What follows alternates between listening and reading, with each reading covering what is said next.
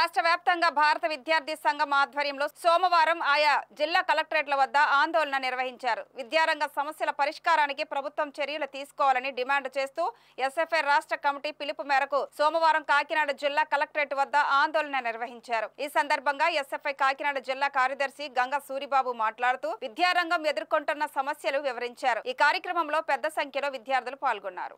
ఈ రోజు రాష్ట్రంలో విద్యారంగంలో ఉన్న సమస్యలు పరిష్కారం చేయాలని, జిల్లాలో ఏదైతే సమస్యలు ఉంటాయో వాటిని పరిష్కారం చేయాలని రాష్ట్ర వ్యాప్తంగా భారత విద్యార్థి పరిషత్ ఎస్ఎఫ్ఐ పిలిపించింది. ఏదైతే కలెక్టరేట్ వద్ద ఏదైతే సామూహిక రాయబారానికి ఈ రోజు రాష్ట్ర వ్యాప్తంగా పిలిపించింది. అందులో భాగంగా ఈరోజు కాకినాడలో ఏదైతే డిగ్రీలో మేజర్ మైనర్ విధానం రద్దు చేయాలని, సంక్షేమ హాస్టల్లో పెరిగిన ధరకు అనుగుణంగా మెస్సో కాస్మోటిక్ ఛార్జీలు విడుదల చేయాలని, దాంతోపాటు జీవో నెంబర్ 77ని రద్దు చేయాలని, ఏదైతే విద్యార్థులకు ఇస్తామనంటే తల్లికి దీవెన డబ్బులు ఏవైతే ఉన్నాయో వాటిని ఇవ్వాలని, డిగ్రీలో పీజీ రియంబర్స్మెంట్ లేకపోతే స్కాలర్షిప్లు ఏవైతే ఉన్నాయో వాటన్నిటిని విడుదల చేయాలని ఈ రోజు కలెక్టర్ కార్యాలయం వద్ద సుమారుగా 70 సమస్యలతో కూడిన వినతి పత్రం ఈరోజు కలెక్టర్ గారి దగ్గరికి ఇవ్వడం కోసం ఎస్ఎఫ్ఐ రావడం జరిగింది.